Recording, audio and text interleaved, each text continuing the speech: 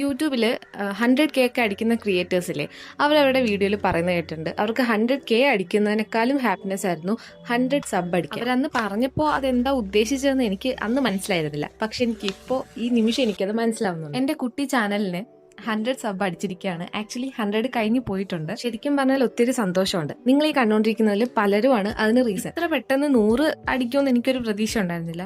കേൾക്കുമ്പോൾ 100 ചെറിയൊരു സംഖ്യയാണ്, പക്ഷെ എനിക്കതൊരു വലിയ സംഖ്യയാണ്. അതിലും വലിയ സന്തോഷമാണ് നിങ്ങളുടെ ഓരോരുത്തരുടെയും കമന്റ് കാണുമ്പോൾ. ഈവൻ ഒരു ഹാർട്ടിന്റെ ഇമോജി പോലും എന്നെ ഭയങ്കര ഹാപ്പിയാക്കും. നിങ്ങൾ നിങ്ങളുടെ സമയത്തിന്റെ ഒരു പോർഷൻ എനിക്ക് വേണ്ടി മാറ്റി വെച്ചതാണല്ലോ. എൻ്റെ ഒരു സബ്സ്ക്രൈബർ കുട്ടി അൻവിയ പറഞ്ഞ ഒരു ഐഡിയയിൽ ഞാനിപ്പോൾ ഒരു ജേർണൽ ചെയ്യാൻ പോവാണ്. ഇപ്പോൾ മീൻസ് ഇനി അടുത്ത ജേർണൽ. അപ്പോൾ നിങ്ങൾ ചെയ്യേണ്ട ഇത്രയേ ഉള്ളൂ. നിങ്ങളുടെ പേര് ഈ വീഡിയോയുടെ താഴെ കമന്റ് ചെയ്യുക.